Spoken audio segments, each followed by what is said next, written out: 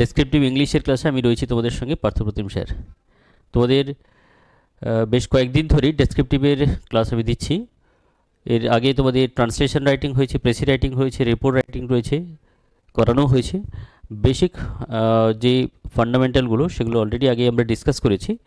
তোমরা একেবারেই যারা নতুন আসছো তোমরা কিন্তু আগের ক্লাসগুলো একটু দেখে নেবে, তার না হলে অনেক সময় ক্লাসগুলো হয়তো বুঝতে একটু সমস্যা হতে পারে, ঠিক আছে? তাই প্রথম থেকে ক্লাসগুলো করবে, তোমরা দেখে নেবে যে ফরম্যাটগুলো কী কী কীভাবে লিখতে হয়। আর যারা একেবারে রাইটিং করতে পারছো না তোমরা একটু কমেন্ট করে জানাও যে কোথায় কোথায় লিখতে সমস্যা হচ্ছে, ঠিক আছে? চলো আজকে আমরা শুরু করব। প্রথমে একটা আমরা রিপোর্ট রাইটিং আজকেও করাবো। তো রিপোর্ট রাইটিং করার আগে আমরা আজকেও আর একটা ডক্টর এপিজে আব্দুল কালামের স্পিচ দিয়ে শুরু করব। দেখো, don't fear for facing failure in the first attempt. প্রথমবার যখন আমরা কোনো কিছু অ্যাটেম্প করতে যাই অনেক সময় আমরা ভয় পাই, তাই না? তো সেক্ষেত্রে ডক্টর এপিজে আব্দুল কালাম বলছেন যে ভয় পাওয়ার কোনো কারণ নেই, ভয় পাওয়ার দরকার নেই। Because even the successful math starts with zero only. সব কিছুই কিন্তু ম্যাথসেরও জিরো থেকেই শুরু হয়।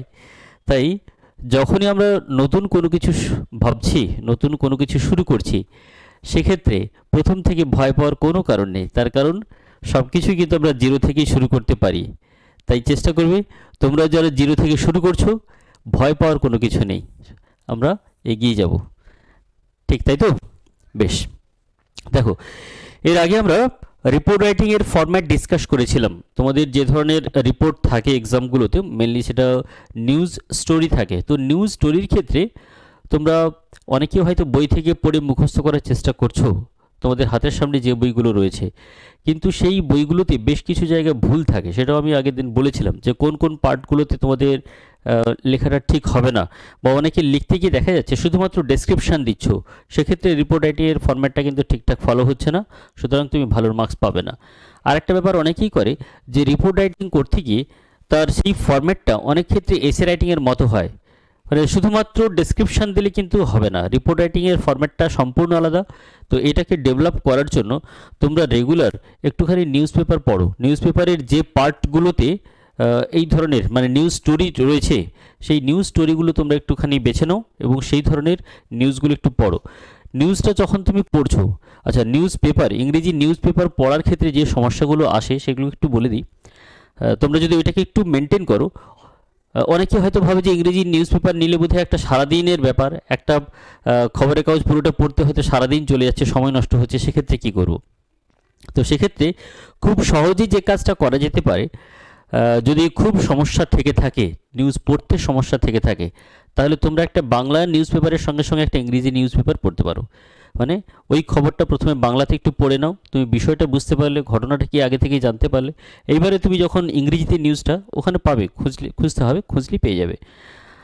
তো সেই খবরটা তুমি যখন ইংরেজিতে পড়বে সেক্ষেত্রে বোঝার খুব একটা সমস্যা হবে না। তার কারণ যেহেতু তুমি বাংলাটা আগে পড়ে নিয়েছো, বাংলা খবরটা আগে বুঝে নিয়েছো বা বুঝতে পেরে গেছো কী রয়েছে, সুতরাং ইংরেজি খবরটা পড়তে খুব একটা সমস্যা আসবে না। তাই প্রথমে বাংলা খবরটা পড়ে তারপরে ইংরেজি পেপারের খবরটা পড়তে পারো, এক্ষেত্রে কিছুটা সুবিধা হতে পারে।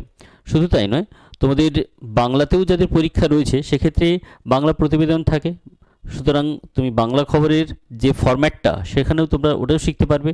তার সঙ্গে সঙ্গে ইংরেজিটা যখন পড়বে ইংরেজির ফরম্যাটটা শুরু করলেই পড়লেই বুঝতে পারবে।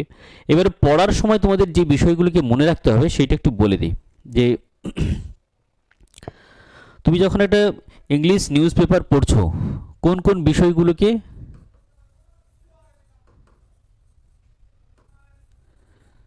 খেয়াল করবে? দেখো, নাম্বার ওয়ান, আমরা তো অনেকেই নিউজ পড়ি, যারা নিউজ পড়ে সুতরাং সে শুধুমাত্র নিউজটা জানার জন্যই নিউজটা পড়ে, মানে বিষয়বস্তু কী রয়েছে। কিন্তু তোমরা রাইটিংয়ের জন্য যারা নিউজ পেপার পড়বে সেখান থেকে কি করে নিজেদেরকে ডেভেলপ করবে বা কি করে তোমরা ওখান থেকে ইনফরমেশান কালেক্ট করবে। দেখো, প্রথমে যে কাজটা করবে, নিউজটা তুমি যখনই পড়ছো একটু কেয়ারফুলি পড়বে।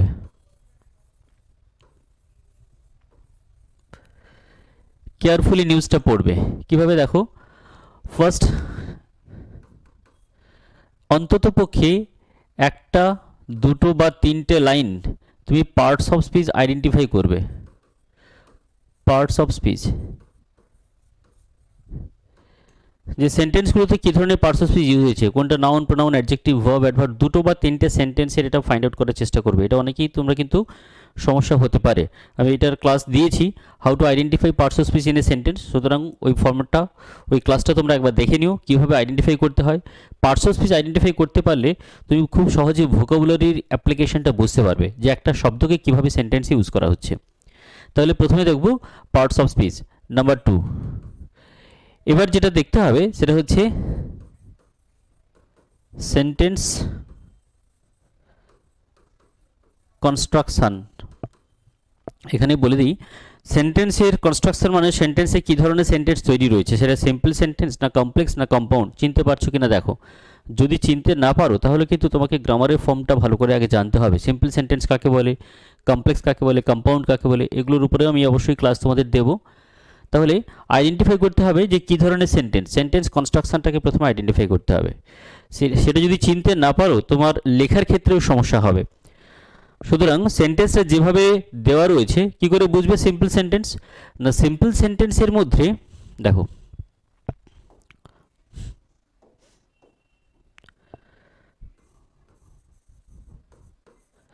সিম্পল সেন্টেন্সে সাবজেক্ট থাকে, একটি ভার্ব থাকে, অবজেক্ট অথবা কমপ্লিমেন্ট থাকে, অবজেক্ট অথবা কমপ্লিমেন্ট। কমপ্লেক্স সেন্টেন্সের কি থাকে,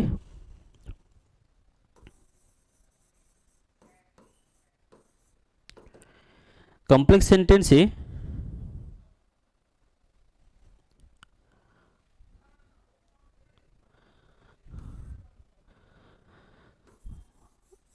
subject plus verb plus object plus একটা লিঙ্কার থাকে, linker again subject verb object. তাহলে লিঙ্কারেটিং যে পার্টটা থাকে এই পার্টটা থেকে তৈরি হয় subordinating clause, subordinating clause, আর এটা হচ্ছে প্রিন্সিপাল ক্লজ, প্রিন্সিপাল ক্লজ। লিঙ্কারগুলো এই পার্টটা প্রিন্সিপাল ক্লজের উপরে ডিপেন্ডেবল হয়, এটাকে বলা হচ্ছে কমপ্লেক্স সেন্টেন্স। লিঙ্কারগুলো কি কি রয়েছে, লিঙ্কার হচ্ছে যতগুলো WH ওয়ার্ড রয়েছে, WH ওয়ার্ডস, যেমনি করে who, which, what, whose, whom, when, how, where, what, এগুলো হচ্ছে WH ওয়ার্ড। তাহলে WH ওয়ার্ডগুলোকে দিয়ে যদি যুক্ত থাকে তাহলে সেই পার্টটা হবে সাবঅর্ডিনেটিং ক্লজ, ওটা linker adding part. WH words নটা রয়েছে, হু, হুইচ, হোয়াট, এভাবে নটা রয়েছে, who, which, what, whose, whom, when, how. এছাড়া রয়েছে as, that, though, although, if, এগুলো হচ্ছে লিঙ্কার। তাহলে লিঙ্কার অ্যাডিং পার্ট থাকলে তুমি যখনই দেখছো who, which, what, whose, whom, when থাকছে, তার মানে লিঙ্কার অ্যাডিং পার্ট, এইগুলো দিয়ে সেন্টেন্সটাকে বড় করা যায়। বড় করতে হবে, একদম সিম্পল সেন্টেন্সে ছোট ছোট সেন্টেন্সে লিখলে কিন্তু হয় না, একটু বড় করতে হয়। তোমরা যখনই নিউজটা পড়বে, নিউজ পেপার থেকে যখন নিউজটা পড়বে তখন কিন্তু তোমাদের এই অ্যাপ্লিকেশনগুলো তোমরা দেখতে পাবে। তাই ওই বিষয়গুলো তোমাদের বুঝতে হবে, নিতে হবে, তোমাকেও অ্যাপ্লাই করতে হবে। তাহলে কমপ্লেক্স সেন্টেন্সের ক্ষেত্রে একটা প্রিন্সিপাল ক্লজ থাকে, একটা সাবঅর্ডিনেটিং ক্লজ থাকে। সাবঅর্ডিনেটিং ক্লজগুলো লিঙ্কার অ্যাডিং থাকে, লিঙ্কারগুলো হচ্ছে who, which, what, whose, whom, when, how, as, that, though, although, if, এগুলো হচ্ছে লিঙ্কার। আরেকটা টাইপের সেন্টেন্স হয় সেটা হচ্ছে কম্পাউন্ড সেন্টেন্স।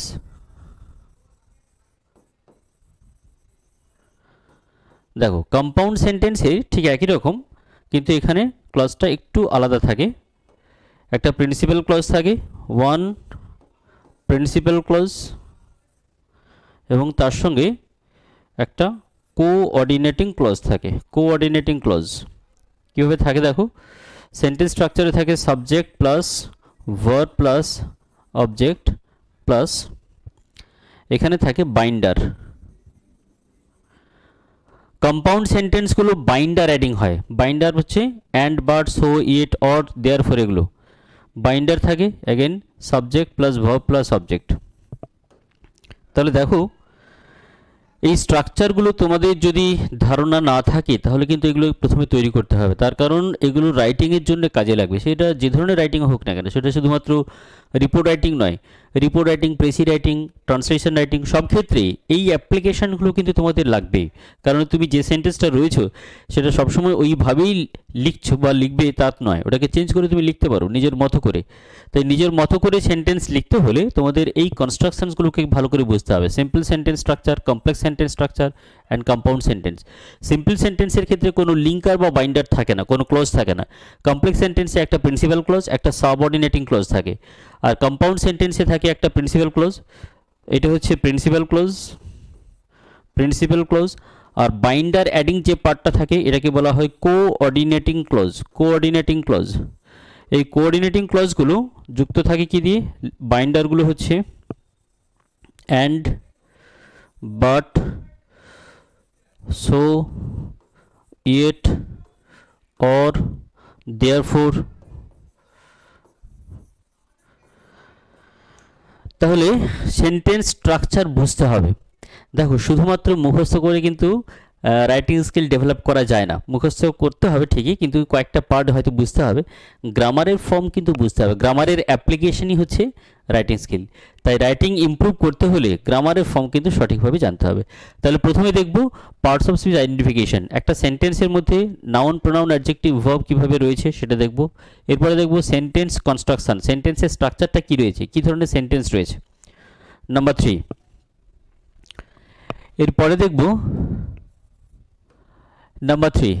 দেখব যে সাবজেক্ট ভার্ব এগ্রিমেন্ট,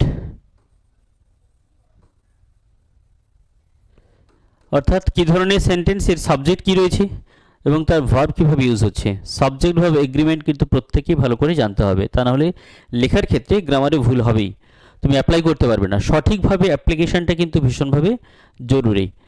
নাম্বার 4, দেখবে কী ধরনের আর্টিকেল প্রেপোজিশন ইউজ হয়েছে। আর্টিকেল অ্যান্ড প্রেপোজিশন, ভার্বের ফর্ম আমরা আগেই দেখলাম। ভার্বের ফর্ম দেখার সঙ্গে সঙ্গে তোমরা কিন্তু টেন্সটাও একটুখানি দেখবে, কী ধরনের টেন্স। জেনারেলি পাস্ট টেন্সে ইউজ হয়, তবে যখন কোটেশন থাকে, কোটেশনের পার্টগুলো কিন্তু প্রেজেন্ট টেন্সে বা ফিউচার টেন্সে বা পাস্ট টেন্সেও থাকতে পারে। তাই খেয়াল করতে হবে যে কী ধরনের টেন্স ইউজ হয়েছে, এটা হচ্ছে গ্রামারের পার্ট। এবার তুমি যখন নিউজটা পড়ছো আরও কয়েকটা বিষয় তোমাদের খেয়াল করতে হবে। নাম্বার 6, সেটা হচ্ছে প্রেজেন্টেশন। এইটা ভালো করে শিখতে হবে। প্রেজেন্টেশন যখন রিপোর্ট পড়বে সেটা খেয়াল করে দেখো যে সেন্টেন্সের শুরুতে কি রয়েছে, কিভাবে স্টার্ট করা হয়েছে। এগুলো যতটা একটু পড়বে নিজেরা আইডিয়া করতে পারবে, সুতরাং তোমাদের লেখার ক্ষেত্রে কিন্তু ওই ধরনের আইডিয়াগুলোই আসবে।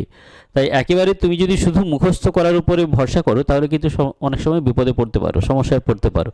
একটু পড়া থাকলে নিজেদের আইডিয়াগুলো তৈরি হবে। প্রেজেন্টেশনটা কিভাবে দেখবে না, যে সেন্টেন্সটা শুরু হয়েছে সেটা কী দিয়ে করা হচ্ছে, সেন্টেন্সটা কী দিয়ে স্টার্ট করা হচ্ছে, কী ধরনের। জেনারেলি দেখবে এই নিউজগুলোতে এফেক্ট দিয়ে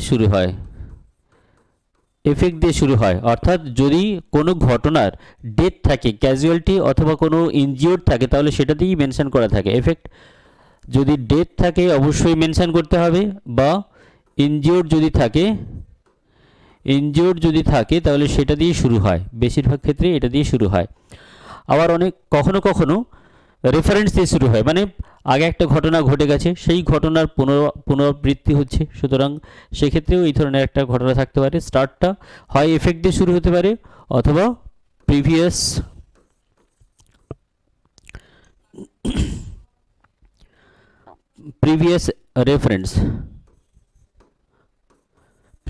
রেফারেন্স দিয়ে অনেক সময় শুরু হতে পারে। তাহলে এটা খেয়াল করবো যে কী ধরনের শুরু হয়েছে, শুরুটাতে কি রয়েছে এবং ফার্স্ট সেন্টেন্সটাতে কতগুলো ওয়ার্ডস দেওয়া রয়েছে। আমি তোমাদের বলেছিলাম ফার্স্ট সেন্টেন্সে অ্যাটলিস্ট 30 to 40 ওয়ার্ডস দেওয়ার চেষ্টা করবে। 30 to 40 ওয়ার্ডস ফার্স্ট সেন্টেন্সটাতে। It should be a blowing সেন্টেন্স। 30 থেকে 40টা ওয়ার্ড দেবে, চেষ্টা করে দেখবে। প্রথম হয়তো আসবে না, কিন্তু লেখার অভ্যাস করতে করতে এটা তৈরি করতে হবে। এবং তোমরা যখন নিউজটা পড়বে, নিউজ পেপার থেকে যখন নিউজ পড়ছো তখন খেয়াল করে দেখো যে প্রথম সেন্টেন্সটা কিভাবে প্রেজেন্ট করা রয়েছে, তার মধ্যে কি কি রয়েছে। প্রথমত এফেক্ট বা রেফারেন্স থাকতে পারে, আর কি থাকে, আর থাকতে পারে এখানে থাকবে কোথায় ঘটেছে, প্লেস, ডে থাকে মানে কোন দিনে হয়েছে, টাইম থাকে, টাইম মেনশন করবে কখন ঘটেছে। এবারে কজটা এখানে মেনশন করতে পারো, কি ধরনের ঘটনা অথবা হাউ। তার মানে কি কি হচ্ছে, প্লেস, এটা হচ্ছে হোয়ার, টাইম মানে হোয়েন, অ্যান্ড হাউ। দেখো এই তিনটে ইনফরমেশান তুমি যদি সেন্টেন্সটাতে দিতে পারো, হোয়ার, হোয়েন অ্যান্ড হাউ, তাহলে কিন্তু একটা বড় সেন্টেন্স তৈরি হবে। তাই শুধুমাত্র মুখস্থ করে না লিখে এই বিষয়গুলোকে একটু বোঝার চেষ্টা করো, তাহলে কিন্তু তোমাদের নিজেদের সম্পূর্ণ আলাদা একটা রাইটিং তৈরি হবে। যখন তোমরা নিউজটা পড়ছো তখন খেয়াল করো যে এগুলো ছাড়া আর কি কি ইনফরমেশন ওর মধ্যে দেওয়া রয়েছে। এই বিষয়টা যত তাড়াতাড়ি তোমরা বুঝতে পারবে, রাইটিংটা কিন্তু তোমাদের কাছে খুব সহজ হবে। তা না হলে অনেক ক্ষেত্রে এটা সমস্যা দেখা দিতে পারে। তাহলে আমরা দেখব যে প্রেজেন্টেশন স্টার্ট কিভাবে হচ্ছে, আর স্টার্টের সঙ্গে সঙ্গে মানে যে সেন্টেন্সটা তৈরি করা রয়েছে, যে সেন্টেন্সটা রয়েছে তার মধ্যে কী কী ইনফরমেশন দেওয়া রয়েছে। সেখানে দেখবে প্লেস দেওয়া রয়েছে, ডে টাইম দেওয়া রয়েছে, আর ঘটনাটা কিভাবে রয়েছে সেটাও দেওয়া থাকে। অনেক সময় এফেক্টটাও কিন্তু জুড়ে দেওয়া থাকে, সেটাতে শুরু হয়, যে এফেক্টটাতে শুরু করা হচ্ছে। তাহলে আমরা এফেক্ট পেলাম, প্লেস পেলাম, ডে অ্যান্ড টাইম পেলাম মানে হোয়েন আর হাউ। তাহলে এই চারটে ইনফরমেশান তুমি যদি ওখানে দাও তাহলে কিন্তু অনেকটা সেন্টেন্স, একটা বড় সেন্টেন্স তৈরি হবে। এরপরে নাম্বার 3 দেখবে প্যারা চেঞ্জ হচ্ছে, অনেক সময়ই নেক্সট প্যারা চলে আসে। প্যারা যখনই চেঞ্জ হচ্ছে সেক্ষেত্রে প্রথমে কি কি দেওয়া থাকে। দেখো যে ইনফরমেশানটা তুমি প্রথমে অ্যাড করলে, যে ইনফরমেশানটা তুমি তুলে ধরলে, সেই ইনফরমেশানটাকে অথেন্টিকেট করার জন্য কিছু প্রুফ দেওয়া দরকার। মানে শুধুমাত্র গল্পের মতো গল্প তো এগুলো নয়, সত্যিকারের ঘটে যাওয়া একটা ঘটনা। এবারে সেই ঘটনাটা সত্যি সত্যি কিনা তার জন্য কিছু এখানে প্রুফ দিতে হয়। প্রুফের জন্য বেশ কিছু ডাইরেক্ট স্পিচ দেওয়া থাকে। আমি তোমাদের বলেছিলাম অন্ততপক্ষে 3টে ডাইরেক্ট স্পিচ দেবে, অন্ততপক্ষে 3টে ডাইরেক্ট স্পিচ মানে কোটেশন দেবে, একসঙ্গে পরপর দেবে না, একসঙ্গে পরপর দিয়ে দেবে না। একটা ডেসক্রিপশন থাকলো, একটা ডাইরেক্ট স্পিচ, তারপরে আরেকটু ডেসক্রিপশন থাকলো, তারপরে আবার একটা ডাইরেক্ট স্পিচ, এইভাবে 3টে ডাইরেক্ট স্পিচ দেবে। কীভাবে কাদের নেওয়া যেতে পারে, ডাইরেক্ট স্পিচগুলো যদি আই উইটনেস থেকে থাকে তাহলে সেখান থেকে দেওয়া যেতে পারে, আই উইটনেস থাকলে সেখান থেকে দেবে, পুলিশের থেকে দেওয়া যেতে পারে, ভিডিও অথবা কোনো মিনিস্টারের, কিন্তু কারোর নাম মেনশন করবে না, কারোর নাম মেনশন করবে না। মিনিস্টার হতে পারে, চিফ মিনিস্টার হতে পারে, সিএমের, এদের ডাইরেক্ট স্পিচ বলা যেতে পারে। অথবা যে অথরিটির সঙ্গে যুক্ত রয়েছে তার হেড অফ দ্য ডিপার্টমেন্টে যিনি রয়েছেন তাকে মেনশন করে বলা যেতে পারে। অর্থাৎ এই বিষয়টা তুমি অন্ততপক্ষে 3জনের ডাইরেক্ট স্পিচ সেন্টেন্সের মধ্যে, প্যাসেজের মধ্যে দেওয়ার চেষ্টা করবে। রিপোর্ট রাইটিংয়ের মধ্যে কম করে 3টে, video, police, I witness, minister, CM. তো এই ধরনের যে কোনো 3টে স্পিচ, ডাইরেক্ট স্পিচ, সেগুলো চেষ্টা করবে একটু প্রেজেন্ট টেন্সেও দিতে পারো। প্রিভিয়াস ইনফরমেশন যদি অ্যাড করো তাহলে সেটা পাস্ট টেন্সে হবে, তাহলে ডাইরেক্ট স্পিচ দেবে। কিন্তু এরকমটা করতে গিয়ে আবার একটা বড় ডাইরেক্ট স্পিচ মানে একজনের বক্তব্য বলেই যাচ্ছে অনেকটা ধরে, এরকমটা যেন না হয়। ঠিক আছে, 2 থেকে 3 লাইনের মধ্যে রাখবে, তাহলে ডাইরেক্ট স্পিচ অবশ্যই দেবে। নেক্সট, প্রেজেন্টেশনের আরেকটা বিষয় তোমাদের খেয়াল করতে হবে, যে যে ঘটনাগুলো ঘটছে,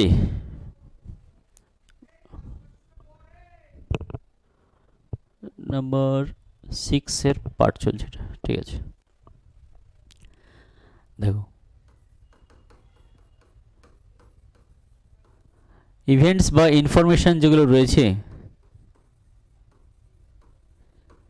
তার প্রেজেন্টেশন কেমন হয়েছে। অর্থাৎ যখন তুমি একটা ঘটনার বর্ণনা করছো সেটা শুধুমাত্র কি ডেসক্রিপশন হচ্ছে, নাকি রিপোর্টের যে একটা স্পেশাল ফর্ম রয়েছে সেই ফর্ম্যাট রয়েছে। এসের সঙ্গে এসে রাইটিংয়ের সঙ্গে রিপোর্ট রাইটিংয়ের ফর্ম্যাটটা কিন্তু এইখানেই তফাৎ, মানে প্রেজেন্টেশনে। তাই শুধুমাত্র একটা বিষয়কে ডেসক্রিপশান দিলে হবে না, সেই ডেসক্রিপশানটা যেন রিপোর্টের মতো করে হয় সেটা জানার জন্যই প্রেজেন্টেশনটাতে গুরুত্ব দিতে হয়, পড়তে হয়, বুঝতে হয়। এবং তোমরা যখন লেখার চেষ্টা করবে তোমরা কিন্তু ওই প্রেজেন্টেশনটাকে মেনটেন করবে, মানে ওইভাবেই লেখার চেষ্টা করবে। আমিও তোমাদের আজকে একটা রিপোর্ট রাইটিং করে দেখাবো যে কীভাবে লিখতে হবে, বিষয়গুলোকে কীভাবে প্রেজেন্ট করতে হবে, কী কী ইনফরমেশান থাকবে, বা তোমাদের কোন জায়গাগুলোতে ভুল হয় সেটাও আজকে আমি তোমাদের ডিসকাস করছি। রিপোর্ট রাইটিং এর আগে হয়েছে, আজকে আরও একটা রিপোর্ট রাইটিং আমরা ডিসকাস করব। তাহলে ইভেন্টস বা ইনফরমেশানগুলো কীভাবে দেওয়া রয়েছে সেটা দেখব।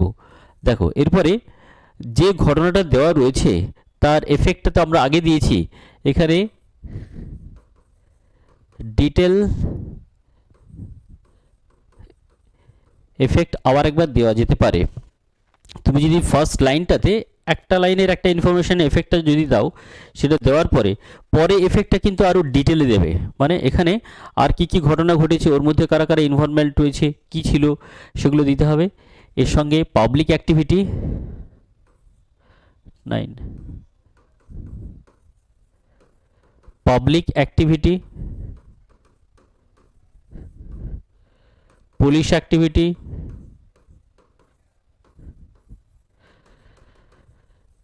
আমরা ফার্স্ট দিনে রিপোর্ট রাইটিংয়ের ক্লাসে তোমাদের দেখিয়েছিলাম যে কীভাবে ডেটা তৈরি করতে হবে, ডেটা কীভাবে কালেকশন করতে হবে। ওইটা কিন্তু তোমরা 10টা পয়েন্ট, 10টা ইনফরমেশন কিন্তু মনে রাখবে। ওর ভিত্তিতে পাশে ইনফরমেশন বসিয়ে তোমরা লেখা শুরু করবে, প্র্যাকটিসটা ওইভাবে শুরু করবে। Police activity, government activity and current situation. Current situation, বর্তমান পরিস্থিতি কেমন রয়েছে। তাহলে তুমি যখন রিপোর্ট পড়বে এই বিষয়গুলোকে মাথায় রাখবে, যে সেন্টেন্সগুলোকে কিভাবে প্রেজেন্ট করা হচ্ছে, এগুলো কিভাবে ওখানে ডেসক্রাইব করা রয়েছে, কিভাবে এগুলোকে প্রেজেন্ট করা রয়েছে। তো এই তোমাদের লেখার ক্ষেত্রে যেন এই বিষয়গুলো থাকে, তাহলে দেখবে রিপোর্টটা রিপোর্টের মতো করেই তৈরি হবে। সেক্ষেত্রে এসের মতো করে আর হবে না, অথবা এসে ফরম্যাটের সঙ্গে গুলিয়ে যাবে না। চেষ্টা করে শুরু করো, পেন নাও, খাতা নাও, লেখা শুরু করো। সেটা এগুলো কিন্তু শুধুমাত্র দেখলে বা ভাবলে হয় না, রাইটিং কখনো দেখে দেখে হয় না বা ভাবলে হয় না, তোমাকে লেখাটা শুরু করতে হবে, পেন ধরতে হবে, ঠিক আছে। তাহলে রিপোর্টটা যখনই তোমরা একটা বিষয় টপিক পাচ্ছ, প্রথমে তার ডেটা কালেক্ট করতে হবে। এটা তোমরা আগেই শিখে নিয়েছো, প্রথম দিনের ক্লাসে আমরা দেখিয়েছিলাম কীভাবে ডেটা কালেক্ট করতে হবে। 10টা ইনফরমেশান দিয়ে প্লেস কোথায়, টাইম কোথায়, ডেট কোথায়, কজ, এফেক্ট, পাবলিক অ্যাক্টিভিটি, এগুলো রয়েছে। তো এগুলো প্রথমে কপিতে পাশে ইনফরমেশানটা লিখে নেবে। যদি ইনফরমেশান না দেওয়া থাকে তুমি খুব সহজেই কিন্তু সেটা বানাতে পারবে।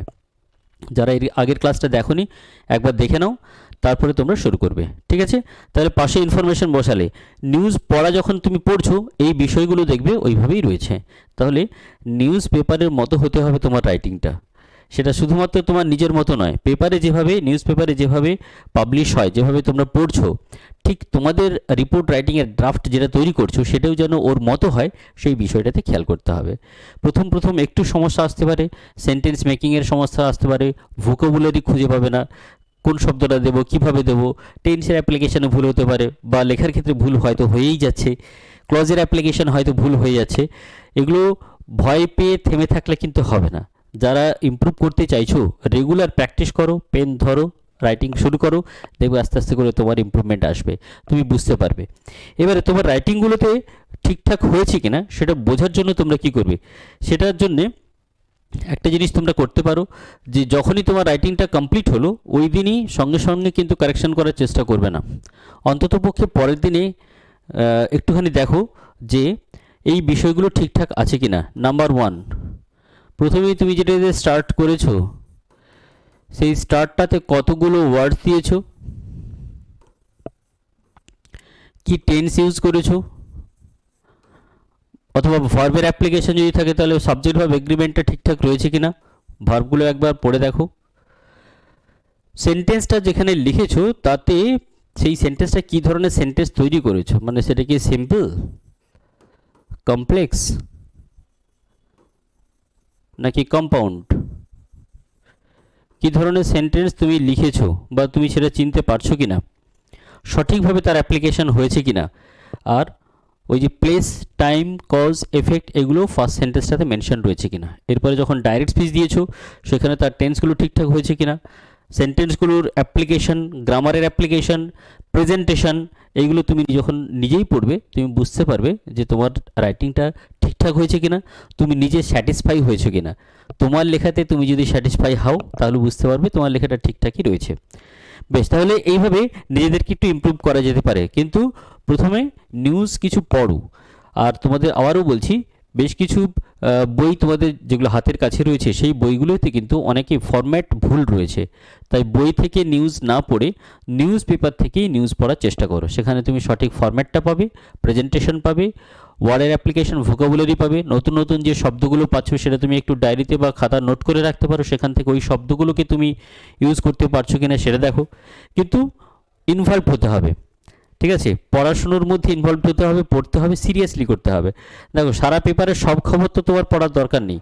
তুমি যেহেতু রাইটিংটার ইমপ্রুভ করতে চাইছো, তাই যে ধরনের নিউজ স্টোরিগুলো তোমাদের প্রয়োজন সেই নিউজগুলো তুমি পড়ো, কালেক্ট করো, খাতার মধ্যে লিখে রাখো, সেই ধরনের তুমি লেখার চেষ্টা করো। এখান থেকে নতুন যখনই পড়ছো, একটা নিউজ যখন পড়ছো, সেখান থেকে কিছু কিছু ভোকাবুলারি তুমি ভোকাবুলারি খাতার মধ্যে নোট ডাউন করে রাখো। ওই শব্দগুলো বেশ কিছুদিন তুমি যদি পড়ো বুঝতে পারবে ওই শব্দগুলো রিপিট হচ্ছে। বিভিন্ন নিউজে ওই একই ধরনের শব্দ রয়েছে। তাহলে সেই শব্দগুলো তুমি যদি ইউজ করতে পারো, তোমার রাইটিংটা কিন্তু আলাদা একটা মর্যাদা পাবে। তো বুঝতে পারছো, নিজেদের ইমপ্রুভ করার চেষ্টাটা করতে হবে। সেটা শুধুমাত্র ভাবলে হবে না, পড়তে হবে আর লিখতে হবে। লেখার মাধ্যমে আস্তে আস্তে করে তোমাদের রাইটিংয়ের ইমপ্রুভমেন্ট আসবে। ঠিক আছে, চলো আজকে তোমাদের একটা রিপোর্ট রাইটিং করে দেখাবো। দেখো, write a report on boat capsized on Ganga river. এটা প্রিভিয়াস ইয়ারে পড়েছিল, তোমাদের আরও একবার দেখাচ্ছি যে কিভাবে ইনফরমেশন কালেক্ট করা হয়েছে, কিভাবে সেটাকে সেন্টেন্সে লিখতে হবে, প্রেজেন্টেশন কি করে করব, কিভাবে এটাকে এই ইনফরমেশন থেকে আমরা সেন্টেন্স লিখব। দেখো, আমরা প্রথমেই বলেছিলাম, দেখো ডেটা কালেক্ট করতে হবে। কি কি ডেটা রয়েছে এখানে? প্রথমে রয়েছে ডেট, তারপরে রয়েছে প্লেস, ইনসিডেন্ট বা ইভেন্টটা কি, cause, effect, public activity, police activity, government activity, আর রয়েছে কারেন্ট সিচুয়েশন। এই ইনফরমেশনটা তোমাকে নিজেকে সাজিয়ে নিতে হবে। অনেক সময় দেওয়া থাকে না, যদি থাকে তুমি পাশে বসিয়ে দেবে, যদি না থাকে তাহলে তুমি প্রথম অবশ্যই খাতার মধ্যে লিখে ইনফরমেশান কালেক্ট করে, এটাও ইমাজিনারি, তুমি নিজের মতো করে সাজিয়ে নাও, তারপরে তুমি লেখার অভ্যাস করবে। এই ইনফরমেশানটা যদি তুমি না থাকে, তোমার হাতের কাছে যদি না থাকে, এক লাইন দু লাইন লেখার পরে তুমি খুঁজে পাবে না যে এরপরে লাইনটা আমি কী দেবো, তারপরে কী লিখবো, এরপরে কী হবে। এটাতে কী হয়, অনেকটা সময় নষ্ট হয়। শুধু তাই নয়, তোমার যদি ইনফরমেশানটা কালেক্ট থাকে, তুমি পরপর সাজিয়ে লিখতে পারবে যে কোনটা কার পরে দেবে, এবং এই সিকোয়েন্সটাও কিন্তু তোমাদের মেনটেন করতে হবে। সেটা আমরা রাইটিংয়ের মধ্যেই দেখাবো। তাহলে প্রথমে আমরা 10টা ইনফরমেশান এটা প্রথমে লিখে নেব। Date, place, incident, cause, effect, public activity, police activity, government activity, current situation. এটা মুখস্থ করে নাও, ঠিক আছে? এর পাশে এই ফর্মটা চেঞ্জ হবে, মানে এই ডেটাগুলো চেঞ্জ হবে। বিভিন্ন রাইটিংয়ের জন্য, বিভিন্ন রিপোর্টের জন্য আলাদা আলাদাভাবে এই ফর্মটা, এই ডেটাগুলো চেঞ্জ হবে, কিন্তু এই ফর্ম্যাটটা সবার ক্ষেত্রেই একই। তাহলে দেখো, যখন আমি ডেট বলছি মানে কবেকার ঘটনা, দেখো এটা হোয়েন, টাইম, হোয়ার, ইভেন্ট হচ্ছে হোয়াট, আর হু আর হোয়াই। এই 5টা কোয়েশ্চেনের আনসার কিন্তু তোমাকে ভাবতে হবে। তোমাকে রাইটিংয়ে তুমি দিয়েছো কিনা সেটা লেখার পরে তুমি দেখে নেবে যে এই 5টা ইনফরমেশান তোমার দেওয়া হয়েছে কিনা। অনেক সময় এই 5টা ইনফরমেশানও একটা লাইনে, ফার্স্ট লাইনে কিন্তু দেওয়া যায়, একটা লাইনেই দেওয়া যায়। 30 থেকে 40টা ওয়ার্ডের মধ্যেই 5টা ইনফরমেশান দিয়ে দেওয়া, এবং তার সঙ্গে এফেক্টের একটা পার্টও কিন্তু দেওয়া যাবে, কতজন মারা গেছে সেটা দিয়ে। তার মানে একটা বড় অংশ আমরা ফার্স্ট সেন্টেন্সেই দিয়ে দিতে পারি। এটাই হচ্ছে ব্লোয়িং সেন্টেন্স। তাই এটা খেয়াল করতে হবে যে কোন কোন ইনফরমেশান তুমি দিচ্ছ, এবং যখনই তুমি পাশে ইনফরমেশান বসাচ্ছ, ওই বসানোর সময়ই তোমাকে সেন্টেন্সটা ভেবে নিতে হবে যে কী ধরনের সেন্টেন্স তুমি লিখবে। এই যেমনি করে এখানে দেওয়া আছে, দেখো 19/9/2020, 19 তারিখের একটা ঘটনা ঘটেছে। কোথায় ঘটেছে না, সেটা ডায়মন্ড হারবার রিভারে হয়েছে। হোয়াট, কী হয়েছে না, বোট ক্যাপসাইজড, একটা বোট উল্টে গেছে। তাহলে বোট যখন উল্টে গেছে সেক্ষেত্রে মৃত্যুর সংখ্যা থাকা স্বাভাবিক, মৃত্যু হতে পারে। যদি না থেকেও থাকে তুমি যেহেতু একটা ইমাজিনারি ড্রাফট তৈরি করছো, তুমি কয়েকজনের মৃত্যুর সংখ্যা সেখানে রাখতে পারো এবং ইনজিওর বা মিসিংয়ের খবর তুমি এখানে রাখতে পারো। দেখো এখানে 23 জনের মৃত্যু হয়েছে, 9 জন মিসিং হয়েছে। এবারে পাবলিক অ্যাক্টিভিটিতে বলা রয়েছে যে শোড অ্যাজিটেশন, তারা রাগ প্রকাশ করছিল। কিভাবে রাগ প্রকাশ করবে? দেখো এই ঘটনাগুলো ঘটার পরে সাধারণভাবে অনেক সময় রাস্তাঘাট ব্লক করে দেয়, যে পাশাপাশি যে রাস্তা রয়েছে, কারণ সার্ভিসের কিছু একটা সমস্যা দেখা গেছে, সেই কারণেই কিন্তু এই দুর্ঘটনা ঘটেছে। তাহলে যখনই দুর্ঘটনা ঘটছে সেটা একদিনের কারণে অনেক সময় হয় না, বা হঠাৎ করে দুর্ঘটনা ঘটতে পারে। একই ধরনের সমস্যার সম্মুখীন হতে হতে হতে হতে লোকে হয়তো সহ্য করছে, আর সহ্য করতে পারছে না, দুর্ঘটনা ঘটেছে, এবারে সেই রাগটা গিয়ে পড়লো রাস্তা ব্লক করে দেওয়া, বা হয়তো সেই সময়ের জন্য ফেরি হয়তো আর অন্যান্য যে যানগুলো রয়েছে সেগুলোকে বন্ধ করে দেওয়া, বা আর অন্যান্য সমস্যা যদি থেকে থাকে তাহলে সেগুলোকে মেনশন করতে পারো। পুলিশ স্টার্টেড ইনভেস্টিগেশন, আর রয়েছে government activity announced compensation, no one arrested, এখনও পর্যন্ত কেউ অ্যারেস্ট হয়নি। পরিস্থিতিটা তাহলে এরকম রয়েছে যে একটা নদীতে, এখানে ডায়মন্ড হারবার রয়েছে, ডায়মন্ড হারবার রিভারের নদীতে পারাপারের সময় একটা বোট উল্টে যায়। উল্টে যাওয়ার কারণ কি হতে পারে? একটা হতে পারে কি ওভার ক্রাউডেড, এখানে দেওয়া রয়েছে দেখো ওভার ক্রাউডেড। আর একটা হতে পারে ফাউল ওয়েদার, খারাপ ওয়েদারের জন্য হতে পারে। অথবা যদি হঠাৎ করে সমুদ্রে বান আসে, বৃষ্টি নামে, ঝড় বৃষ্টি আসে, সেগুলোর কারণেই কিন্তু হতে পারে। তো এখানে একটা কারণ দেওয়া রয়েছে, সেই কারণটাকে আমরা ফোকাস করব। এই ফোকাস দিয়েই পুরো রিপোর্টটা আজকে আমরা লিখব। তাহলে দেখো তোমরা প্রত্যেকেই এই ভিডিওটা যারা আনসার দেখবে, আবারও বলছি, যখনই তোমরা নিজেরা প্র্যাকটিস করবে, এই ভিডিওটা যখন দেখছো, ভিডিওটা এখানে তোমরা পজ করো, ইনফরমেশানগুলো কপিতে লিখে নাও। কপিতে লিখে নেওয়ার পরে তোমরা একটু নিজেরা লেখার চেষ্টা করো যে এই ইনফরমেশান দিয়ে তুমি কীভাবে সেন্টেন্সগুলোকে লিখতে পারছো, বা কিভাবে তুমি প্রেজেন্ট করছো, বা রিপোর্টটা তুমি কিভাবে লিখছো, এর হেডিং কি হতে পারে, পুরোটা ভেবে ভিডিওটা পজ করো। এখানেই তোমরা লেখা শুরু করবে এবং তারপরে তোমার লেখাটা হয়ে যাওয়ার পরে তারপর তুমি আনসারটা দেখবে। তাহলে কিন্তু তুমি নিজেকে ট্রেন করতে পারবে। আর তুমি যদি ভাবো স্যার তো এখানে দেখতে পাচ্ছেন না, সুতরাং আমি লিখছি কি লিখছি না সেটা আমার ব্যাপার, সেটা আলাদা প্রশ্ন। কিন্তু নিজেকে ইমপ্রুভ করতে হলে তোমাকে ইনফরমেশানগুলোকে কাজে লাগিয়ে সেন্টেন্স মেকিং করতে হবে, সেন্টেন্স তৈরি করতে হবে, তোমাকে নিজেকেই লিখতে হবে। এক্সাম হলে কিন্তু কেউ তোমার সহযোগিতা করবে না।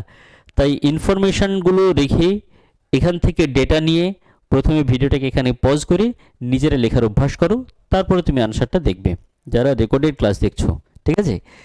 তাহলে তুমি বুঝতে পারবে যে তোমার লেখার মধ্যে কোথায় কোথায় কী ধরনের ভুল ত্রুটি হচ্ছে, প্রেজেন্টেশন হচ্ছে কি না, সেন্টেন্স মেকিংয়ের হচ্ছে কি না, গ্রামারের অ্যাপ্লিকেশন হচ্ছে কি না, সেটা কিন্তু তোমরা বুঝতে পারবে। তাই প্রথমে নিজে লেখার চেষ্টা করবে, ঠিক আছে? আরেকটা জিনিস বলে দিই, অনেকের কাছে বাজারের বেশ কিছু বই রয়েছে, সেই বইগুলোতে আমি বলে দিচ্ছি কোথায় কোথায় ভুল থাকে। হেডিংয়ে অনেক সময় এ বা অ্যান দিয়ে বা দাওয়ার দিয়ে আর্টিকেল দিয়ে অনেক সময় হেডিং দেওয়া থাকে, ওটা ভুল হবে না। অনেক বইতে রয়েছে, তোমাদের কাছে যে বইগুলো রয়েছে সেখানেও দেখতে পারো। যদি কোনো আর্টিকেল দিয়ে, যেমনি করে যদি ওখানে রিপোর্টের নামকরণ এরকম দেওয়া থাকে, এ রিপোর্ট অন বোট ক্যাপসাইজড, ওই রিপোর্টের নামকরণ একেবারেই হবে না, ওটা একেবারেই ভুল। এই রিপোর্ট অন বোট ক্যাপসাইজড এটা হবে না। তোমাদের প্রথম দিনই বলেছিলাম যে হেডিং যখন লিখবে, হেডিংয়ে কিন্তু এফেক্টটা দিয়ে লিখতে হবে, অর্থাৎ এই ঘটনার ফলে কি ঘটেছে সেইটা মেনশন করতে হবে এবং তার সঙ্গে প্লেসটাকে মেনশন করতে পারো কোথায় ঘটেছে। তাই আর্টিকেল দিয়ে হেডিং কখনোই লেখা যাবে না, তোমরা লিখবে না, ঠিক আছে? বেশ, এবার দেখবে অনেক সময় যে সেন্টেন্সগুলো মানে হেডিংটা যেভাবে তৈরি করা রয়েছে সেটা অনেক সময় লিখতে লিখতে লিখতে লিখতে হয়তো একটু বড় হচ্ছে, সেখানে গিয়ে একটা বা দুটো ওয়ার্ড এখানে লেখা রয়েছে, এইগুলো করা যাবে না। ওটা যদি বড় হচ্ছে তুমি ভেবে নাও, তাহলে দুটো অ্যালাইনমেন্ট সমান সমান করে মিডিল করতে হবে, ঠিক আছে? হেডিংটা দেওয়ার পরে, হেডিং কিন্তু আগেও বলেছিলাম, হেডিংটা ক্যাপিটাল লেটারে লেখা যাবে না, হেডিংটাতে আন্ডারলাইন করা যাবে না, সবকটা ক্যাপিটাল হবে না, শুধুমাত্র ফার্স্ট লেটার ক্যাপিটাল করবে। তোমরা দেখো যখন নিউজ পেপারে তোমরা খবর পড়ো, সেক্ষেত্রে কি সবকটা ক্যাপিটাল লেটারে থাকে না, তোমরাও লিখবে না। ফার্স্ট লেটারটা ক্যাপিটাল দেবে। যদি প্রপার নাম ইউজ করা হয়, কোনো প্লেসের নাম যদি ইউজ করা হয়, তাহলে সেক্ষেত্রে সেটা ফার্স্ট লেটারটা ক্যাপিটাল লেটার হবে, এছাড়া আর বাদবাকি সবই স্মল লেটার হবে। আচ্ছা, আন্ডারলাইন করবে না, অনেকেই লেখার পরে আন্ডারলাইন করে দেয়, হেডিংটা দেওয়ার পরে ফুল স্টপ দেবে না, এগুলো একটু মাথায় রাখবে, ঠিক আছে? তারপরেই দেখবে নিচে বাই এ স্টাফ রিপোর্টার লিখবে, হেডিংয়ের নিচে লিখবে বাই এ স্টাফ রিপোর্টার। এখানে কিন্তু কখনোই তোমার নিজের নাম লিখবে না বা অন্য কোনো নাম লিখবে না, বাই এ স্টাফ রিপোর্টারটাই লিখতে হবে। তো চলো আজকে আমরা তোমাদের দেখাই যে এইগুলো থেকে তোমাদের কিভাবে সেন্টেন্স লিখতে হবে, কি কি প্রেজেন্ট করতে হবে, কী ধরনের সেন্টেন্সের অ্যাপ্লিকেশন থাকবে। আমরা একটা আনসারের মাধ্যমে এটা দেখি। চলো দেখো হেডিং দেওয়া রয়েছে, boat capsized at Diamond Harbour, drown 23, সলিল সমাধি হওয়া। ড্রন হচ্ছে সলিল সমাধি হওয়া। দেখো 23 এখানে মেনশন করা রয়েছে। যদি ক্যাজুয়ালিটি বা ডেট থাকে সেটা কিন্তু অবশ্যই হেডিংয়ে মেনশন করবে, আন্ডারলাইন করবে না, ফুল স্টপ দেবে না। বাই এ স্টাফ রিপোর্টার তার ঠিক নিচে লিখবে। এরপরে যেটা দিতে হবে যে প্লেসটা, এটা হচ্ছে প্লেস, কোথা থেকে তুমি নিউজটা কালেক্ট করেছো সেই প্লেসটা, এবং এই প্লেসটা অবশ্যই হতে হবে ক্যাপিটাল প্লেস। ক্যাপিটাল মানে হচ্ছে ডিস্ট্রিক্ট হলে ডিস্ট্রিক্ট ক্যাপিটাল, যদি স্টেট হয় স্টেট ক্যাপিটাল, যদি কান্ট্রি হয় তাহলে কান্ট্রি ক্যাপিটাল। সেই ক্যাপিটালের নামটা এখানে দেবে ডায়মন্ড হারবার, অথবা ডিস্ট্রিক্ট ক্যাপিটাল হচ্ছে জেলা সদর। জেলা দেখবে অনেকগুলো সদর থাকে, সেই সদরগুলোর নাম দিলেও হবে। তারপরে রয়েছে দেখো কমা, পাঞ্চুয়েশন মার্কে রয়েছে কমা, সেপ্টেম্বর 10। অনেকেই অনেক বইতেও দেওয়া রয়েছে 10th সেপ্টেম্বর, হবে না। অথবা সেপ্টেম্বর হয়তো 10 মানে হচ্ছে 10/10/24, এই ফরম্যাটটা একেবারেই লেখা যাবে না এখানে। আর পাশে ইয়ারের মেনশন করার দরকার নেই, এর পাশে কোন ইয়ারে হয়েছে ওখানে থাকলেও তুমি দেবে না, প্রয়োজন নেই। এখানে ইয়ার মেনশন করবে না, শুধুমাত্র ডেট, মান্থ, প্রথমে মান্থ তারপরে ডেট, ফার্স্ট মান্থ তারপর দেবে ডেট। ঠিক আছে, অনেকে কিন্তু প্রথমে ডেট দেয়, আবার প্লেস দিয়ে অনেকের হয়তো ডেট আর টাইম এগুলো কোনো কিছু হয়তো দেওয়াই নেই, একেবারে ভুল, ওগুলো হবে না, দিতে হবে এগুলো। ঠিক আছে, তাহলে প্রথমে দেবো আমরা প্লেসটা দেবো, আর মান্থ তারপরে ডেট। এবারে আমরা ফার্স্ট সেন্টেন্সটা শুরু করব। দেখো এখানে সেন্টেন্সটা পড়লে বুঝতে পারবে যে এখান থেকে শুরু করা হয়েছে সেন্টেন্সটা, এখানে ফুল স্টপ, মানে এখানটা পুরোটাই একটা সিঙ্গেল সেন্টেন্সের মাধ্যমে এটা লেখা হয়েছে। তোমাদের কিন্তু এটা একটু চেষ্টা করতে হবে, প্রথম প্রথম হয়তো আসবে না, কিভাবে আসবে, কিভাবে তৈরি করতে হবে সেটা আমি দেখিয়ে দিচ্ছি। তোমাদের লেখার সময় কিন্তু এই বিষয়গুলোকে মাথায় রাখতে হবে, মনে রাখতে হবে। কি দেখো, অ্যাটলিস্ট 23 কমিউটার্স, কমিউটার্স মানে হচ্ছে ডেইলি প্যাসেঞ্জার্স, যারা প্রত্যেক দিন যাতায়াত করে, ডেইলি প্যাসেঞ্জার্স। নতুন শব্দ নোট করে রাখবে, যেগুলো নতুন আসছে এটা তুমি ডেইলি প্যাসেঞ্জারও বলতে পারো, ডেইলি প্যাসেঞ্জার্স। ঠিক আছে, 23 কমিউটার্স ইনক্লুডিং, দেখো এই যে পার্টটা এটা কিন্তু ওখানে দেওয়া নেই, এইটা তোমরা ইমাজিনারি একটা পার্ট নিজেরা বানিয়ে নিতে পারো। ইনক্লুডিং 9 উইমেন অ্যান্ড 5 চিলড্রেন, এই পার্টটা অ্যাডিশনাল একটা পার্ট, প্রয়োজন না হলে দেওয়ার দরকার নেই, কিন্তু যদি মনে হয়, দেখো এগুলো কিন্তু এইভাবে লেখা থাকে। তবে তুমি চেষ্টা করলে যে 23 জনের মধ্যে কতজন ছেলে মেয়ে বাচ্চা ইত্যাদি রয়েছে সেটাকে যদি আলাদা করে মেনশন করে দাও, তার মানে বুঝতে হবে যে তুমি রিপোর্টের যে ফরম্যাট সেটাকে ঠিকঠাক ফলো করে লিখছো। ঠিক আছে, ওয়ার্ড লিমিটেশন যদি খুব বেশি বড় হয়ে যায় তখন এগুলো কিন্তু দেওয়ার দরকার নেই। যদি মনে হচ্ছে যে তুমি কিছু লিখতে পারছো না, খুঁজে পাচ্ছ না, এগুলো একটা গতিধারা ফরম্যাট, এগুলোকে মনে রাখবে। Including 9 women and 5 children. এবার দেখো মূল ভার্বটা এখানে রয়েছে ড্রন্ট, এটা হচ্ছে পাস্ট টেন্সে রয়েছে। নিউজ কিন্তু সবসময় পাস্ট টেন্সে লিখবে, কারণ কি ঘটনাটা অলরেডি আগে ঘটে গেছে, সুতরাং পাস্ট টেন্স মেনশন করবে। While 9 others were reported missing after a boat capsized in the Hooghly River yesterday. দেখো while 9 others were reported missing, আমরা আগে দেখিয়েছিলাম যে ইনফরমেশনে দেওয়া আছে, দেখো 23 জন মারা গেছে, সলিল সমাধি হয়েছে, আর 9 জন খুঁজে পাওয়া যাচ্ছে না, তাহলে সেটা আমরা সেন্টেন্সের মধ্যেই মেনশন করেছি। 9 others were reported missing after a boat capsize, দেখো এখান থেকে এই পার্টটা যেটা অ্যাড করা হয়েছে, আফটার, সেন্টেন্সটাকে জুড়ে দেওয়া হয়েছে। After a boat capsized in the Hooghly river yesterday, এইটা হচ্ছে হোয়াট, ঘটনাটা কি, বোট ক্যাপসাইজড, এটা হচ্ছে হোয়াট, ঘটনাটা এটা। ইন দ্য হুগলি রিভার, এটা হচ্ছে place. Place yesterday morning at 8:30 AM time.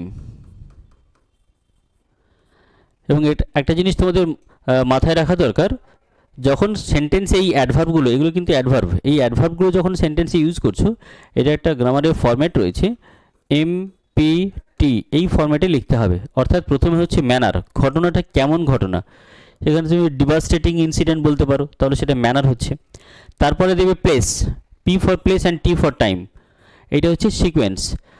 মানে আগে ম্যানার, ম্যানার মানে হচ্ছে হাউ, কীভাবে ঘটনাটা ঘটেছে বা ঘটনাটার প্রকৃতি কেমন ছিল, সেটা ম্যানার। তারপরে P মানে হচ্ছে প্লেস, তারপরে T মানে টাইম, MPT, মনে রাখবে এটাকে ফলো করতে হবে। প্রথমে ম্যানার, তারপরে প্লেস, তারপরে টাইম। টাইমটা কিন্তু আগে দেবে না, প্লেসটা পরে দেবে না, এগুলো ভুল হয়, ঠিক আছে? MPT ফর্মুলা তোমরা মেনটেন করবে। তাহলে এখানে প্লেস দিলাম, হোয়াট দিলাম, প্লেস দিলাম, টাইম দিলাম। এবারে দেখো এই সেন্টেন্সটা কিন্তু এখানে শেষ হয়ে যেতে পারতো। ইন জেনারেলি এখানে ফুল স্টপটা বসে, কখন ঘটেছে, কোথায় ঘটেছে তুমি বলে দিয়েছো, কিন্তু এখানে সেন্টেন্সটাকে কমপ্লেক্স সেন্টেন্স করা হয়েছে। এই হোয়েনটা হচ্ছে এখানে একটা লিঙ্কার দিয়ে সেন্টেন্সটাকে জুড়ে দেওয়া হয়েছে। তাহলে একটা সেন্টেন্স যেখানে শেষ হতে যাচ্ছে, সেই সেন্টেন্সটাকে কি করে বড় করতে হবে সেটা তোমরা খুব ভালো করেই জানো, যদি সেন্টেন্সটাকে একটা লিঙ্কার বা বাইন্ডার দিয়ে আরেকটা পার্ট জুড়ে দিই খুব সহজেই। তাহলে কিন্তু প্রথম এই সমস্যাগুলো আসতে পারে, এখানে ফুল স্টপ হয়ে যেতে পারতো, কিন্তু যেহেতু প্রথম সেন্টেন্সটা একটা অ্যাট্রাকটিভ সেন্টেন্স করানোর জন্যে এই সেন্টেন্সটাকে কমপ্লেক্স সেন্টেন্স করা হলো এবং এখানে একটা লিঙ্কার অ্যাড করা হলো। দেখো এটা লিঙ্কার অ্যাড করা হয়েছে। আগে বলেছি লিঙ্কারগুলো কোনগুলো না, WH ওয়ার্ড যেগুলো রয়েছে, WH word, who, which, what, whose, whom, when, how, where, what, that, as, though, এগুলো সবই হচ্ছে লিঙ্কার। তো লিঙ্কার দিয়ে সেন্টেন্সটাকে অ্যাড করা হচ্ছে। দেখো হোয়েন, এই হোয়েন দিয়ে যখন আমরা বলছি, তার মানে আরও কিছু ইনফরমেশন ওর সঙ্গে আমি অ্যাড করতে পারি খুব সহজেই। দেখো হোয়েন দ্য ভিকটিম বোট, মানে ওই বোটটা carrying more than 60 passengers, carrying মানে হচ্ছে এটা হচ্ছে নন ফাইনিট ভার্ব, নিয়ে যাচ্ছিল, নন ফাইনিট ভার্ব। অর্থাৎ হোয়েনের পরে কিন্তু এখনো মেন ভার্ব আসেনি, non finite verb. More than 60 passengers from Diamond Harbour to Kukrahati opposite direction ABC place. এখানে একটা কোনো জায়গার নাম আমরা মেনশন করে দিতে পারি যার উল্টো দিকে, এটা যদি নাও দাও কিছু হবে না, এই জন্য ব্র্যাকেট করে দেওয়া রয়েছে। এই পার্টটা অ্যাডিশনাল পার্ট দেওয়া যেতে পারে, না দিলেও খুব একটা ক্ষতি কিছু হবে না। লস্ট ইটস কন্ট্রোল, এই হোয়েনের পরের এইটা হচ্ছে মেন ভার্ব, পাস্ট টেন্সে রয়েছে। অর্থাৎ যখন সাবঅর্ডিনেটিং ক্লজ আমি তৈরি করতে যাচ্ছি, তার কিন্তু একটা ভার্ব দিতে হবে। এটা হচ্ছে সাবঅর্ডিনেটিং ক্লজের verb. Lost its control and capsize, তাহলে এটা হচ্ছে কজ, কী কারণে ঘটনাটা ঘটেছে, এটা হচ্ছে কজ।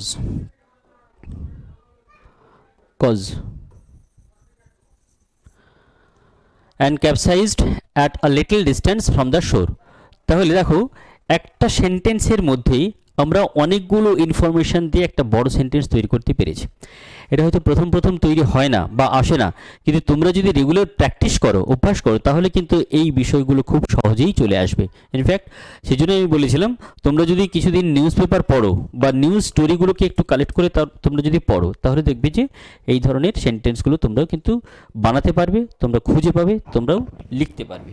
বেশ, দেখো আরেকটা জিনিস খেয়াল করো, এখানে সেন্টেন্স, এই সেন্টেন্সটিতে কতগুলো ওয়ার্ড রয়েছে, 1 2 3 4 5 6 7 8 9 10 11 12 13 14 15 16 17 18 19 20 21 22 3 4 25 6 7 8 9 30 31 2 3 4 5 6 7 8 9 10 40, 40টার বেশি ওয়ার্ড রয়েছে। তাহলে দেখো 40টা, 30 থেকে 40টা ওয়ার্ড বানানো প্রথম অনেকের ক্ষেত্রে হয়তো মনে হতে পারে এটা খুব কঠিন কাজ, কিন্তু তোমরা যদি রেগুলার এটা ভাবো, অভ্যাস করো, লেখার অভ্যাস করো, এই বিষয়টা কিন্তু খুব সহজেই চলে আসবে। দেখো যে বিষয়টাতে তোমাদের সমস্যা রয়েছে সেটার জন্য কিন্তু একটু সময় দিতে হবে, একদিনে হয় না। কিভাবে তৈরি হচ্ছে, তার ফরমেশন কি, তার ব্যাকগ্রাউন্ড কি, কেন এটা কিভাবে লেখা যায়, কি করে বড় করা যায়, কোথায় কোথায় ভুল হতে পারে, যেমনি করে এই কমপ্লেক্স সেন্টেন্স তৈরি করার ক্ষেত্রে অনেক সময় অনেকের ভুল হওয়ার সম্ভাবনা থাকে। সেই জন্য কনস্ট্রাকশানগুলো তোমাদের শিখতে হবে। কনস্ট্রাকশানের ক্লাস নিয়ে আমরা আসবো, মানে গ্রামারের ক্লাসটা অবশ্যই করাবো, কীভাবে সেন্টেন্সগুলোকে তৈরি করতে হয়, বা সিম্পল থেকে কমপ্লেক্স বা কমপ্লেক্স থেকে কম্পাউন্ড থেকে সিম্পল কীভাবে করা যায়। ট্রান্সফরমেশন অফ সেন্টেন্সেসের ক্লাসটা তোমরা যখন করবে, তোমরাও নিজেদের ইমপ্রুভ করতে পারবে বা ওই ভুল ত্রুটিগুলো নিজেদের সারিয়ে তুলতে পারবে। তাহলে প্রথম ইনফরমেশন আমরা কী কী দিলাম, প্রথমে দেওয়া রয়েছে এখানে হোয়াট, ঘটনাটা কি, place, what, where and when, তার সঙ্গে কজ দেওয়া রয়েছে। তাহলে ফার্স্ট সেন্টেন্সটা 40টার বেশি ওয়ার্ড রয়েছে, একটা সেন্টেন্স এখানে কমপ্লিট হলো। সেকেন্ড সেন্টেন্স দেখো, এরপরে প্যারা করবো, এখান থেকে একটা প্যারা হবে, মানে একটা স্পেস দিয়ে তোমরা নিচ থেকে লেখা শুরু করবে। দেখো কোটেশন দিয়ে শুরু করা হয়েছে এখানে, regularly 8 boats ferry from Diamond Harbour to Kukrahati, but yesterday only 4 boats were running due to foul weather। দেখো কি কারণে বলা হয়েছে, সো কমিউটার্স ওভারক্রাউড হওয়ার কারণটা হচ্ছে খারাপ ওয়েদারের জন্য, যেখানে এই ফেরিঘাটের 8খানা বোট প্রত্যেক দিন চলাচল করে, সেখানে খারাপ ওয়েদারের জন্য মাত্র 4টি বোট চলছিল। বুঝতেই পারছো, তার মানে কিন্তু এই যে বিপদটা হওয়ার সম্ভাবনা রয়েছে, সেটা কিন্তু বলা যেতে পারে একদিক থেকে মানুষেরই তৈরি করা। এবারে খারাপ ওয়েদারের জন্য হয়তো বোট চালানো যাচ্ছিল না, সেটা যেমন ঠিক কথা, কিন্তু রেগুলার যে প্যাসেঞ্জার যাতায়াত করে তারা তো ওই রাস্তা দিয়েই যাবে, ওই রাস্তা দিয়ে ফিরবে, বা যারা গেছে তারা ফিরবে, বা যারা আসছে তারা ওই রাস্তা দিয়ে যায়, যারা রেগুলার যায়। তাই যখন 8টার জায়গায় 4টে বোট চলাচল করছে, সেক্ষেত্রে গ্যাপটা হয়তো বেড়ে যাচ্ছে, কিন্তু প্যাসেঞ্জাররা অনেকেই হয়তো একই সময়ে যাতায়াত করছে, যার ফলে দুটোর সময়ের, যেখানে দুটো বোট যাওয়ার কথা ছিল, একটা বোটে ওই পুরো প্যাসেঞ্জারকে নিয়ে যেতে হচ্ছে। স্বভাবতই বিপদ সৃষ্টি হওয়ার সম্ভাবনা ছিল। তাহলে দেখো, রেগুলারলি 8 boats ফেরি, সাধারণভাবে যেখানে 8টা বোট চলে, ফ্রম ডায়মন্ড হারবার টু কুকড়াহাটি, এখানে কোন জায়গা থেকে কোন জায়গায় বলা হয়েছে, বাট ইয়েস্টারডে, কিন্তু গতকাল, অনলি 4 boats ওয়ার রানিং, এই দেখো পাস্ট কন্টিনিউয়াস, গতকাল 4টে বোট চলছিল, ডিউ টু, কী কারণে, ফাউল ওয়েদারের জন্য। So commuters overcrowded the second boat, তাই সেকেন্ড বোটটিতে প্রচুর ভিড় হয়েছিল। ইন দ্য রাশ আওয়ার, মানে যে সময়টাতে সবথেকে বেশি ভিড় হয়, সেই সময়টিতে দ্বিতীয় নম্বর বোটে, ফার্স্ট বোটে হয়তো অতটা ভিড় হয়নি, কিন্তু পরবর্তী বোটটাতে প্রচুর ভিড় হয়েছিল। এই ইনফরমেশনটা পাওয়া গেছে ডিস্ট্রিক্ট ম্যাজিস্ট্রেট, এখানে যদি ডায়মন্ড হারবার হয়ে থাকে তাহলে district magistrate of south 24 Pargana এখানে অ্যাড করে দিতে পারো, সাউথ 24 পরগনাস। তাহলে ডিএমের কাছ থেকে এই ইনফরমেশনটা পাওয়া গেছে যে ঘটনাটার কারণ কি। বেশ, আরও একটা ইনফরমেশন এখানে দেওয়া আছে, দেখো লোকাল, তোমরা কিন্তু এই পয়েন্টগুলো এইভাবে লিখবে না, এমনি প্যারা করেই লিখবে। এটা একটা সেন্টেন্সের, এটা একটা সেন্টেন্স, তারপরে প্যারা করে এই পার্টটা অ্যাড হবে। আমি শুধু বোঝানোর জন্য এগুলোকে নোট করে দিয়েছি যে কী কী সেন্টেন্স এখানে অ্যাড করা হয়েছে। এরপরে দেখো, local administration, villagers and police teams were carrying out rescue operations. তাহলে রেস্কিউ অপারেশন কীভাবে শুরু হয়েছে, পুলিশ বা ভিলেজার্স যারা ছিল তারা সহযোগিতা করেছেন। আর স্টেট ডিজাস্টার রেসপন্স ফোর্স অর্থাৎ SDRF team was also rushed there to join there. তাহলে SDRF এর টিম যারা রয়েছে, যারা হেল্প করে, তারা এখানে এসে হাজির হয়েছেন এবং তাদেরকে সহযোগিতা করা হয়েছে।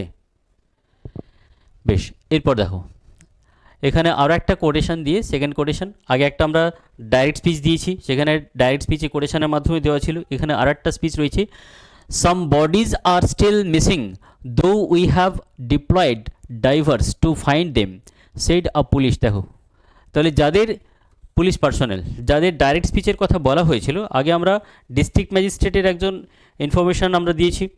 দেখো, এই ইনফরমেশনগুলো ডাইরেক্ট স্পিচে দেওয়ার অর্থ হলো ওই নিউজটাকে অনেক বেশি অথেন্টিকেট করে তোলা, অর্থাৎ এটা তুমি প্রুফ দিচ্ছ যে ঘটনাটা মিথ্যে না, সত্যি।